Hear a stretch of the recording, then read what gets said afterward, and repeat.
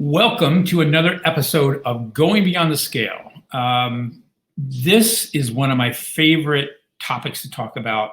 Hopefully it's one of your favorite topics to talk about as well. Fridays, I really try to concentrate as much as I can on food, mainly because for a lot of people, Friday is that day when everybody's kind of thinking about Friday evening. Usually most people are off of work, leading into the weekend. And in many cases, it's a time when people go nuts because they quote unquote restricted through the week and then they go nuts over the weekend. So I want to be available on Fridays to have a conversation that you can really have a great Friday night and a great weekend and stay on track with whatever you're doing. So on Wednesday, and you've heard me say this before, on Wednesdays I talk about what's called weight loss, W-A-I-T loss. It's the place where we talk about maybe you want to write a book, maybe you want to, write a movie, maybe you want a new career, a new relationship, whatever.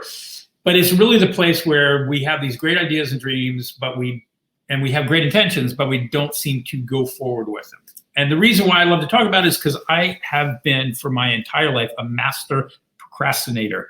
And I have constantly worked on trying to get over that. And I find that happened with my health and my well-being. It happened in career times. It happens in projects. I mean, I have so many things parked on a shelf of ideas and things that I want to do. And it's not that I don't do anything, because I've done a lot of things in my life, but there's a lot of things that are still up on my shelf. 10 years in the making has been the idea of doing a cookbook. Even before that, I always talked about doing a cookbook. I always talked about having a restaurant. I talked about having like a food truck, all kinds of stuff. But the cookbook specifically, especially after Biggest Loser, I talked about doing a cookbook because one of the things that really made a big difference for me was I had 8 months to literally experiment with great ingredients, great kitchen, everything you could ever want to be able to play around, and great healthy ingredients to play around and create stuff. And during that time, because we were either working out or we weren't doing anything else other than eating some healthy food, we had a lot of time on our hands because we couldn't watch TV, couldn't get on the internet, couldn't get, no cell phone, no computer, nothing, okay? A lot of time on our hands. So for me, I spent a lot of time in the kitchen. During that time, I started making very tasty dishes that were really healthy. That's where the idea of Crazy Delicious came from, because it was like, this is crazy. This is really healthy, but it's like really delicious. That's the genesis of where the term Crazy Delicious came from.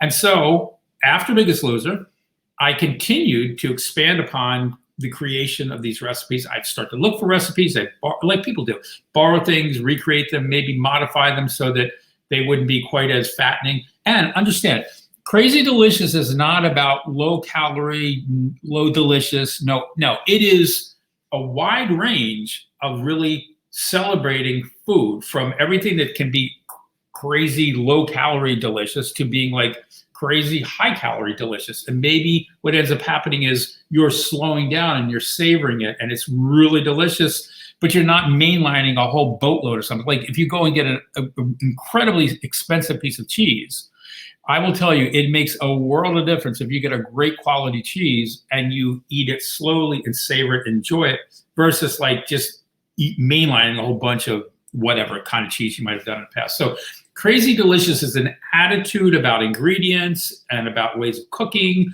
alternative ways of cooking. It's also about ingredients that are like, you discover new ingredients and new things that you can do. It's all about discovery, and also it's about eating out at fast food places, or eating out and about at artisanal places or great restaurants. It's the world of really enjoying everything you're eating and not fretting over, I'm never eating this, I'm never eating that.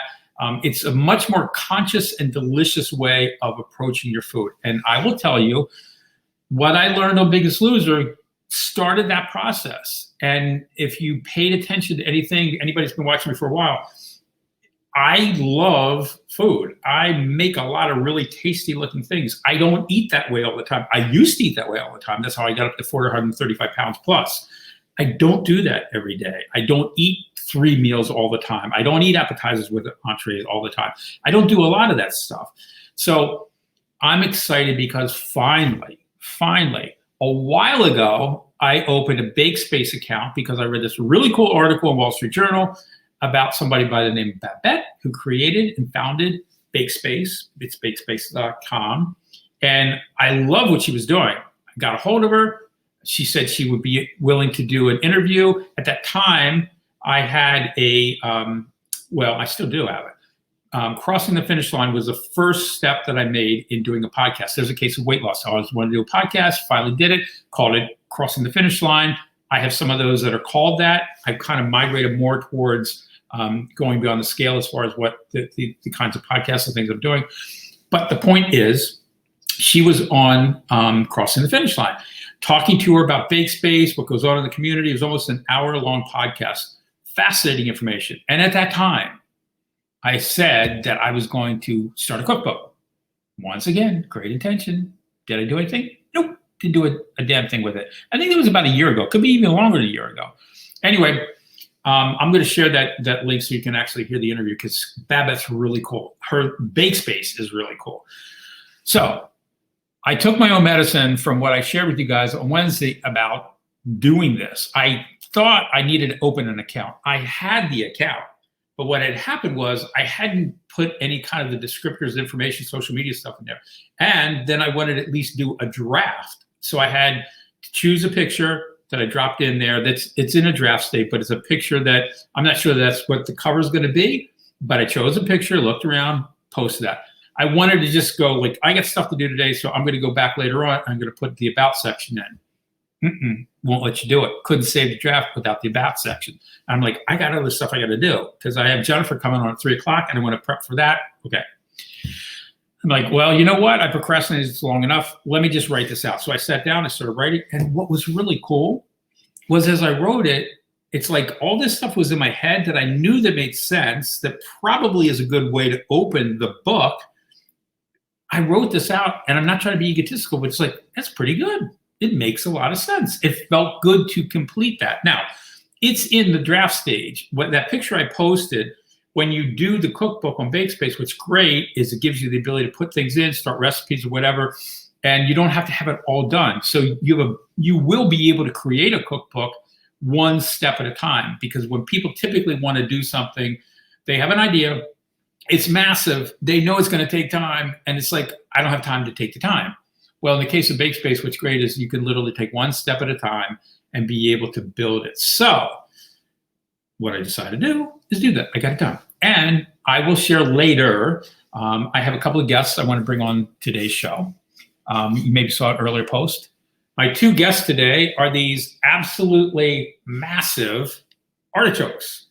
I never grew up eating artichokes, ever. That never made any sense. I grew up in Maryland. We kind of had what I would call rural food my entire life. Didn't have anything like this.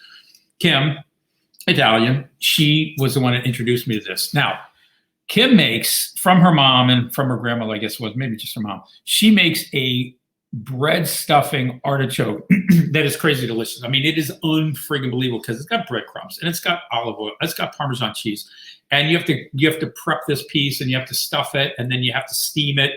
But it's the most delicious flavor in the world. It's literally a meal unto itself, and it's crazy high calorie. But it's a great example of something that is well worth your time and energy to make and to have. But you don't want to eat a million and one things along that line. So today, I'm going to have a video a little bit later on. Kim's going to actually prep these. You have to do some prepping to get these things ready, and then we have to steam them. We're not stuffing these with breadcrumbs today.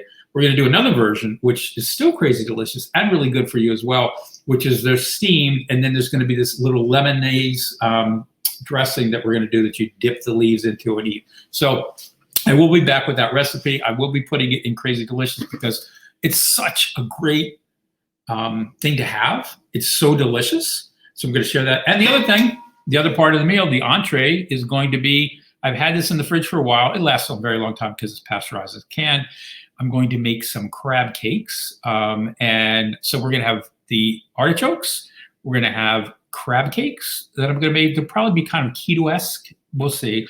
I'm still going to go back and look at some of my past recipes I've had of this. But so anyway, today, once again, I did a couple of things. Started a cookbook. And I started where I'm going to start showing you guys some of the stuff that I'm making because I love cooking. I love getting ingredients. I love being able to go to Whole Foods and find new ingredients. I love sharing all that. It's interesting because it's probably one of the most passionate things I do personally. And I do share it, but not as much as I would like to. So that's the point of weight loss. If there's something that you are really passionate about, and the reason why I do these videos and I do them live is because you know what? I screw them up. I fumble over my words. I forget things. I don't know which direction my hands are supposed to go. But what I want you to understand is that's the point of this. Weight loss is about get over your ego, your thoughts of how you're supposed to look, having everything figured out all the time. Because you know what? That's not how life works. That's the purpose of why I'm talking about going beyond the scale. Going beyond the scale, as you know, and I'm going to drive you guys nuts by saying it, creating a life you, not anyone else, not your wife, not your kids, not your mother, a life that you love.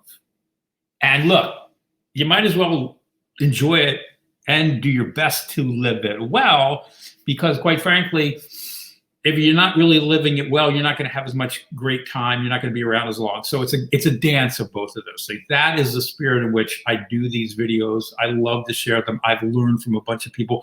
I love doing them because I learn each and every time. So thank you for being in this community. We're almost at now 700 people.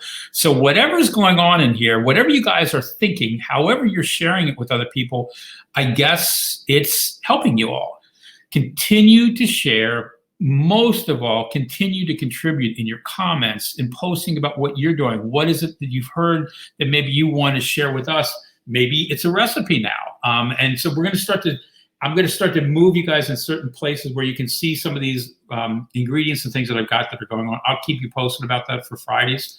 But until then, thanks so much. I will be back today at 3 o'clock. I'm very excited.